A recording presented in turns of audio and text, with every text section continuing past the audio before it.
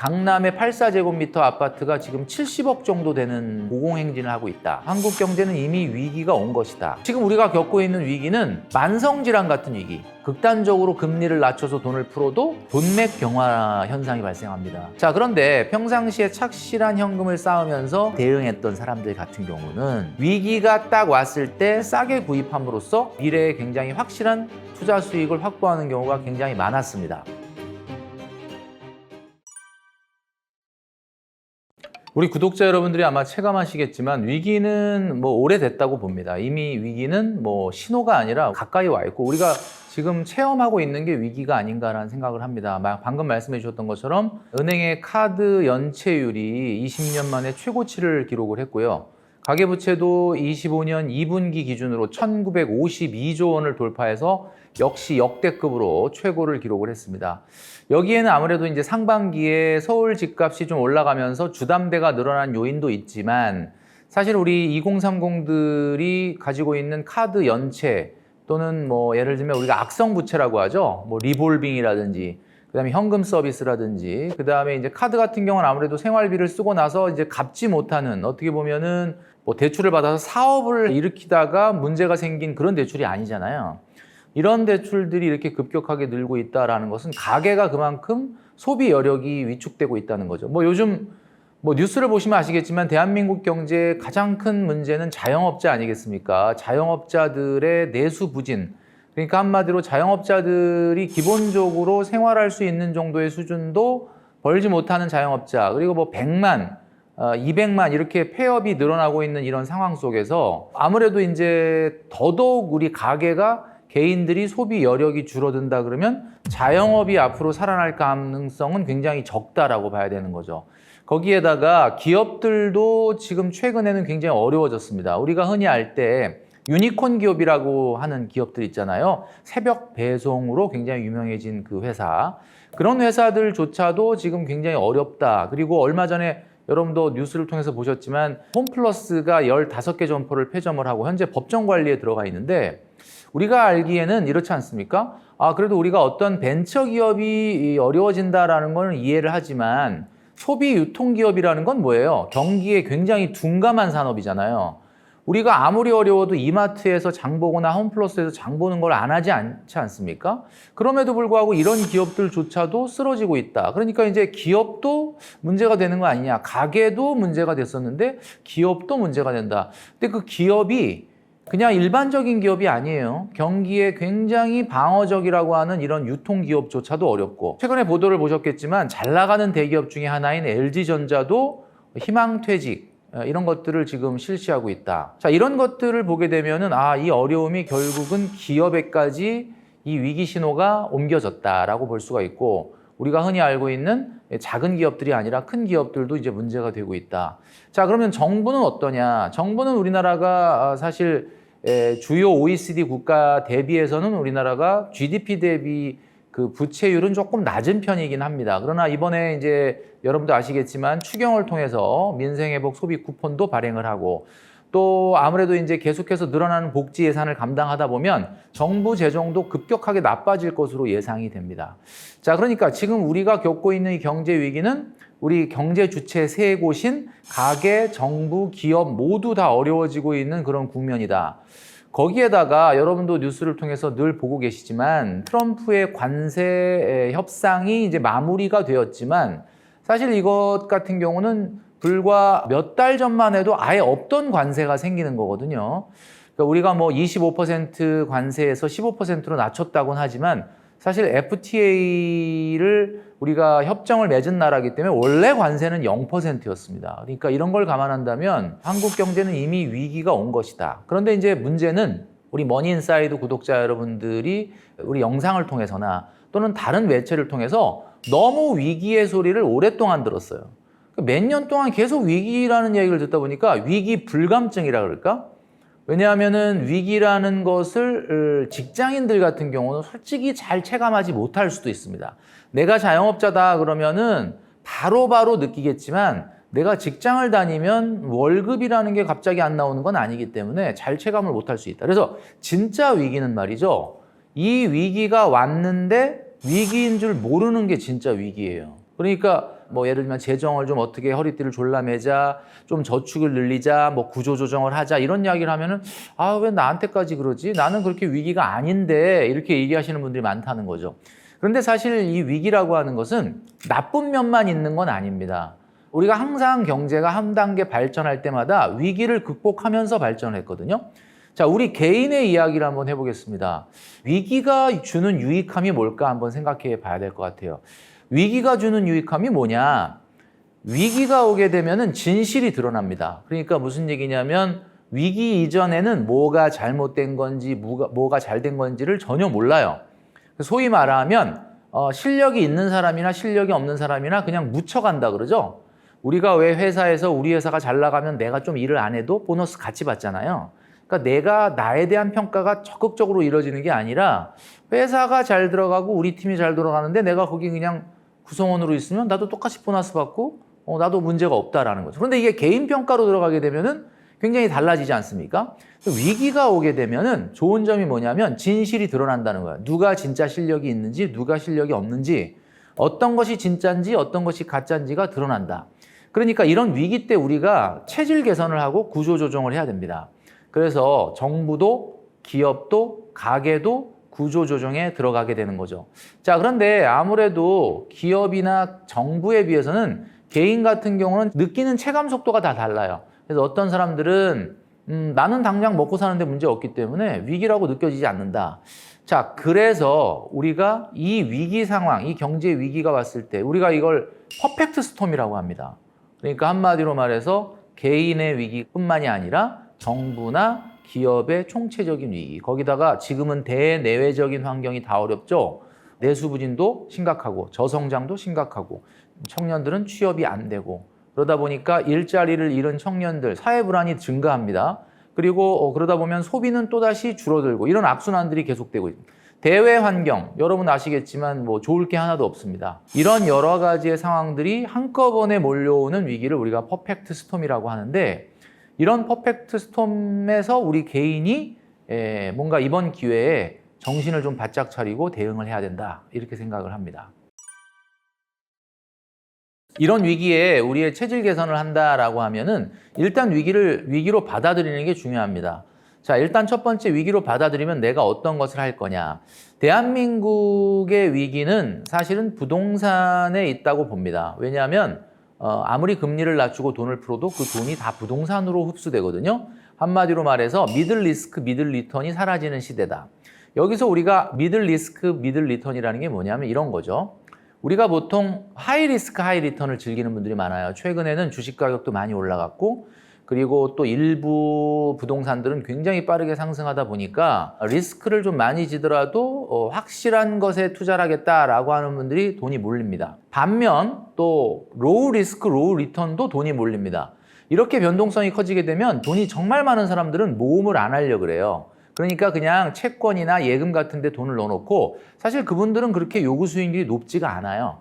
왜냐하면 나는 그냥 한 3%만 안정적으로 나와도 문제가 없어 라고 생각하면서 극도로 안전자산으로 돈이 몰립니다. 우리가 알고 있는 극도로 안전자산으로 몰리는 현상, 여러분도 보셨겠지만 달러나 금 이런 것들이 굉장히 비싸지지 않습니까? 사실 그런 것들은 수익률이 당장은 높을 수가 없어요. 왜냐하면 최근에 굉장히 많이 올랐기 때문에.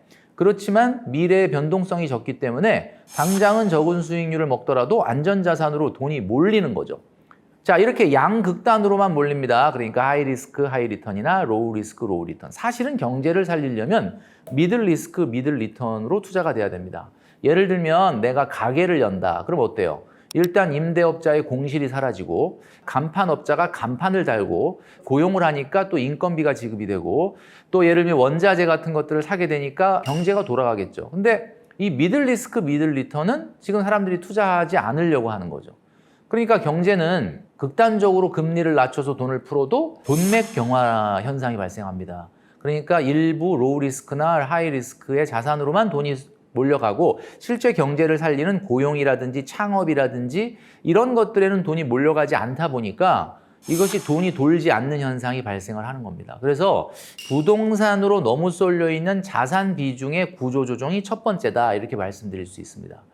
이게 왜 그러냐면 강남의 84제곱미터 아파트가 지금 70억 정도 되는 아파트가 거래가 된 적이 있는데 예를 들면 한강이 보이는 신축 아파트다. 그러면 뭐 그거는 앞으로도 뭐 희소성이 굉장히 있을 거라고는 봅니다. 그렇지만 그거는 일부 상당히 30억, 40억 이상을 동원할 수 있는 일부 사람들에게만 사실은 투자가 허용되어 있는 거잖아요. 그러니까 일반적인 사람들은 그렇게 부동산 가격이 올라가는 걸 보고 내가 5억, 10억 미만의 아파트를 갖고 있으면서도 나는 이 아파트만 있으면 강남의 한강벨트에 또는 마용성의 최고 입지에 오르는 아파트만큼의 상승률을 기록할 거야 라고 생각하고 자기 전 재산을 모두 부동산에만 넣어놓는 경우가 있다는 거죠.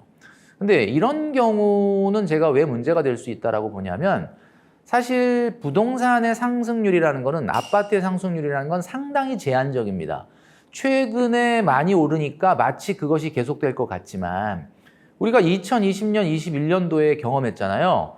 20년, 21년도에 아파트 가격이 많이 올랐기 때문에 그때는 마치 지금 안 사면 큰일 날 것처럼 생각을 했는데 지나고 나니까 22, 23년도, 24년도까지 집값이 좀 많이 하락을 했거든요. 자, 그러면 왜 22, 23년도에는 집값이 오르지 못했느냐? 20년, 21년도에 너무 올랐기 때문에 많이 오르지 않는 거거든요.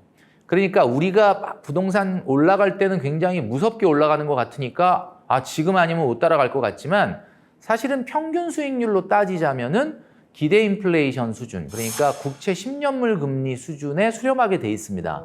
지금 국채 10년물 금리의 수준은 2.8, 2.9 요 정도 수준이기 때문에 여러분이 집은 꼭 필요한 재화긴 하지만 너무 부동산에 몰려있는, 그러니까 내가 가지고 있는 전체 자산의 거의 8, 90%가 부동산이다 그러면은 이것은 위기에 취약할 수밖에 없습니다. 그래서 첫 번째 우리 가계가 좀 구조조정해야 되는 부분, 금융자산을 좀 높이고 부동산에 대한 비중을 낮춘다라고 하는 첫 번째 자산 비중에 대한 구조조정이 첫 번째 필요하다 하는 거죠.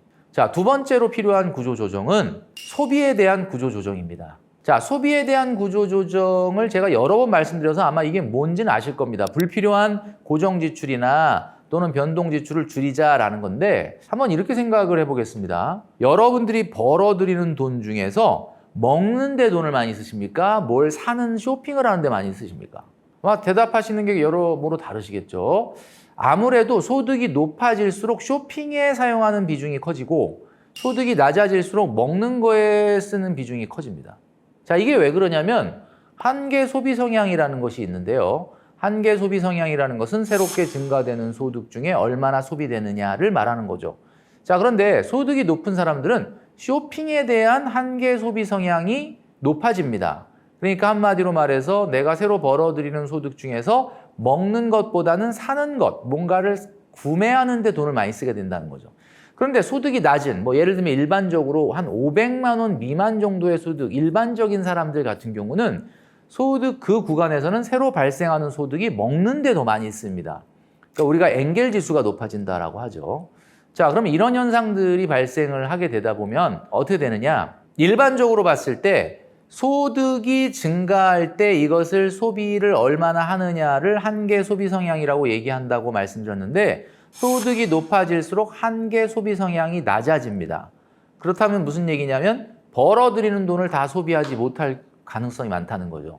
그래서 정말로 소비 구조조정이 필요한 부분은 오히려 고소득자보다는 저소득자입니다.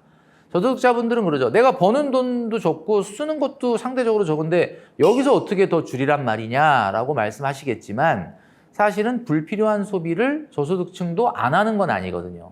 예를 들면 이런 거죠. 자동차를 어떤 차를 타느냐, 그리고 여행 경비로 1년에 얼마 정도 지출하느냐, 그리고 식생활비로 얼마 정도를 쓰고 있느냐, 그리고 전세금 대출이자나 또는 월세에 어느 정도의 돈을 내고 있느냐, 이런 것들은 한번 딱 정형화되고 고정화되면은 잘 변하지 않는 거기 때문에 이런 것들에 대한 구조조정을 하지 않으면은 소비의 구조조정을 일어나기가 어렵다라고 말씀드릴 수 있습니다. 그리고 여러분이 한번 이번 기회에 내가 쓰고 있는 변동지출 중에 먹는데, 그러니까 기본적인 식생활비에 돈을 더 많이 쓰는지, 외식비에 돈을 더 많이 쓰는지, 또는 쇼핑에 돈을 더 많이 쓰는지를 한번 점검을 해보시고 소비에 대한 구조조정도 좀 필요한 시기가 아니겠느냐라는 생각을 하게 됩니다. 자, 세 번째는 말이죠. 소득의 구조조정이 필요합니다. 자, 소득의 구조조정은 뭐냐? 소득은 내가 벌어들이는 게 딱 정해져 있는데 어떻게 구조조정을 하느냐? 이렇게 말씀하실 수 있는데 당장은 할 수 없겠죠. 그러나 여러분이 소득의 구조조정을 어떻게 생각해야 되냐면 이 위기 상황 속에서 내가 급여 생활자다. 그러나 나는 굉장히 안정적이고 탄탄한 직장을 다니기 때문에 경기가 아무리 어려워져도 내가 월급을 못하거나 실직을 할 위험이 없다. 물론 그렇다면 굉장히 어떻게 보면 유리한 국면이시겠죠. 그러나 어떤 누구도 언젠간 1차 은퇴를 하게 돼 있거든요. 그런데 지금 90년대생들의 평균 기대 여명이 거의 90세를 넘어갈 가능성이 있는 시대입니다. 인류가 20년 정도를 소득 없이 생활했던 적은 없습니다. 그러니까 지금까지 인류는 내가 일을 그만두고 20년 이내에 다 사망을 했어요. 그런데 지금 90년대생, 2000년대생들은 아마 인류 역사상 일을 그만두고 처음으로 20년 이상을 생존하게 될 인류가 될 겁니다. 자, 그렇다면 소득의 구조조정이란 뭐냐? 내가 지금 현직에서 60세, 55세까지 일하는 기본적인 일 말고 여러분이 건강하게 사회활동을 통해서 세컨잡을 10년에서 15년 정도 더 할 수 있는 일을 지금부터 준비를 해야 된다라는 거죠. 결국 소득이 높지 않더라도 사회활동을 오랫동안 연장하는 사람만이 결국은 소비가 줄어들고 적은 소득이라고 하더라도 발생시킬 수 있기 때문에 제가 말씀드리는 경제 위기를 극복할 수 있다. 제가 그래서 말씀드렸던 3가지 구조조정이죠. 결국은 자산 비중의 구조조정, 소비의 구조조정, 그리고 소득의 구조조정이 기본이다라고 말씀드릴 수 있습니다. 물론 확률적으로 보면은 대다수의 사람들이 그 금융위기나 경제위기, IMF 같은 때 부자가 된 건 아니죠.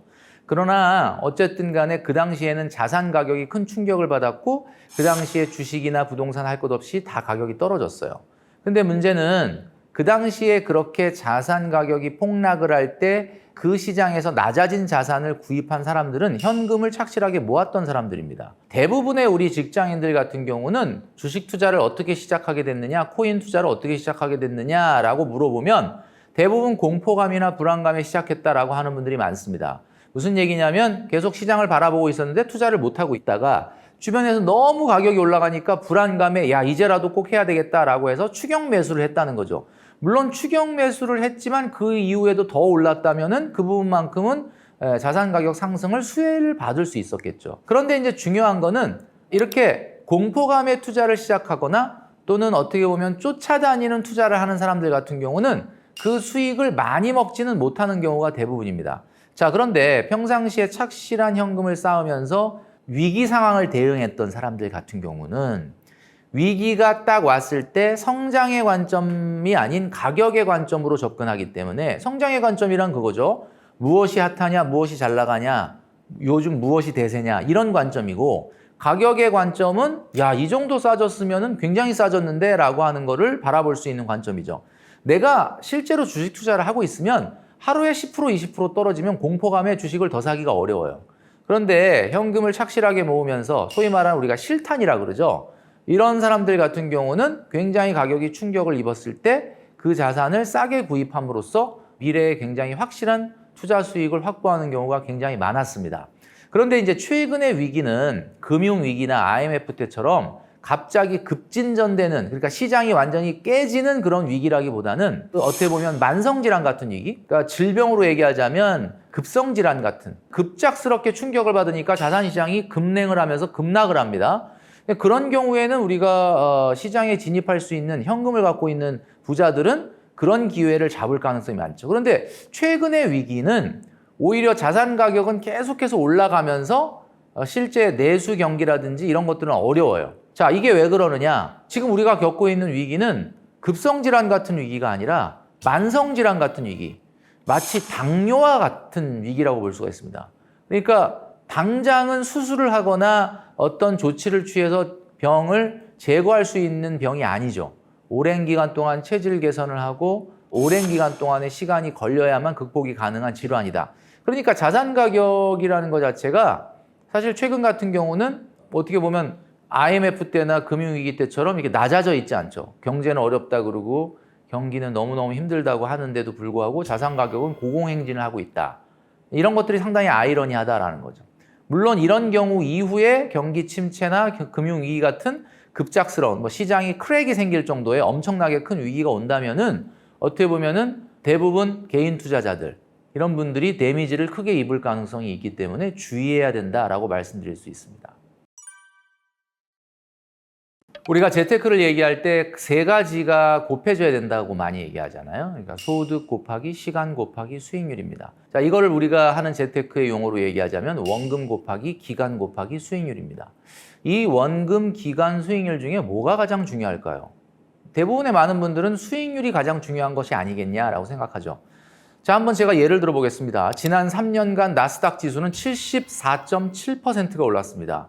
아, 대단한 수익률이죠. 말 그대로 1년 전에 우리가 1억 원을 나스닥에 넣어놨다 그러면은 74.7, 그러니까 7,470만 원이 원금 말고도 생겼다라는 거예요.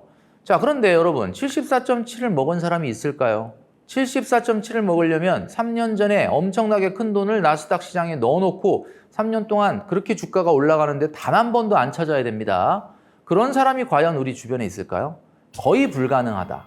결국 대부분 사람은 그렇게 투자한 게 아니라 매달 50만 원, 100만 원을 넣었다 뺐다 하는 적립식으로 투자를 했을 겁니다.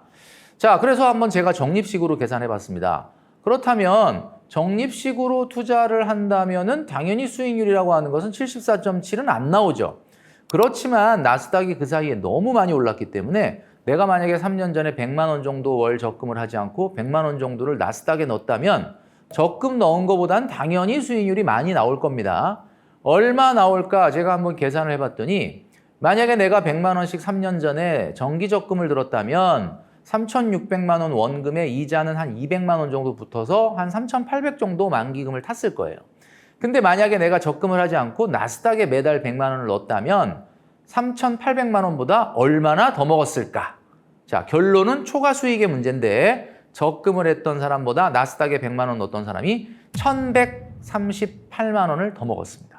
와, 그러니까 내는 돈이 100만 원이니까 11달치를 더 먹은 거죠. 자, 그런데 여러분 냉정하게 한번 생각해 보겠습니다. 지난 3년간 74.7%의 나스닥이 올랐는데 앞으로 3년 가도 또 74.7이 오를 수 있을까요?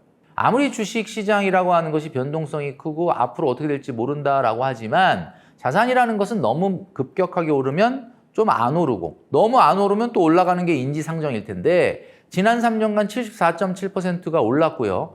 15년을 기준으로 하더라도 지난 15년간 2022년도 빼고는 14년이 올랐습니다. 자, 그러던 나스닥이 앞으로도 계속 그렇게 고공행진을 할 수 있을 거냐? 저는 개인적으로 어렵다라고 봅니다. 자, 그렇다면 여러분, 지금 어떻게 투자를 해야 되느냐? 100만 원씩 나스닥에다가 만약에 투자를 한다면 제가 이렇게 한번 생각해 보겠습니다. 74.7에 딱 절반만 올라간다고 한번 생각해 볼까요? 사실 절반도 대단한 거죠. 왜냐하면 거의 한 37%가 올라야 되는데 이건 매달 1%씩 올라야 된다는 얘기거든요. 적립식으로 다시 계산을 해보면 100만 원씩 3,600을 넣게 되면 적금 넣은 것보다 480만 원 정도의 초과 수익이 생깁니다. 자, 480만 원. 이제는 아까보다는 많이 줄어들었죠? 480만 원이라는 돈이 굉장히 큰 돈인 건 맞지만 여러분이 만약에 지금 투자를 새롭게 시작하는 사람이라면 480만 원이라고 하는 불확실한 가능성 때문에 굳이 480만 원을 더 먹기 위해서 지금 나스닥에 100% 여러분이 하고 있는 저축 100만 원을 한다? 저는 그거는 아니라고 생각을 합니다. 그래서 이럴 때 우리가 사용하는 것이 전략적 자산 배분이라는 거죠. 그러니까 나스닥에 어떻게 보면 성장성도 포기 못하겠고 그렇지만 그동안에 엄청나게 올랐기 때문에 지금 여기저기서 역사상 최고가가 된 나스닥에 대한 버블 논란이 좀 있거든요. 여러분도 아마 들어보셨겠지만 그래서 제가 봤을 땐 이럴 때는 여러분의 위험 성향에 맞춰서 예를 들면 100만 원을 저축을 한다라고 하면은 30% 정도는 나스닥에 70% 정도는 ISA나 청년도액 계좌 같은 금리형 정책 상품을 하는 게 맞다. 저는 이렇게 말씀드릴 수 있습니다. 그런데 많은 분들이 그러죠. 1억 정도가 모으기 전까지는 제가 말씀드렸던 것처럼 한 달에 100만 원, 150만 원 정도 저축을 해서 4년, 5년, 6년 만에 1억을 모아야지라고 하는 분이라면 아직 내 자본이 1억이 안 된 거잖아요. 그렇다면 제가 말씀드렸던 것처럼 지난 3년간 나스닥이 보여줬던 수익률의 절반 정도가 나온다고 봤을 때 한 480만 원 정도 더 받을 수도 있는 가능성, 그 정도라면 아직 1억이 안 모였다면 저 같으면 그냥 100만 원을 1억 모으기 전까지는 금리용으로 다 해라 라고 말씀드리고 싶습니다.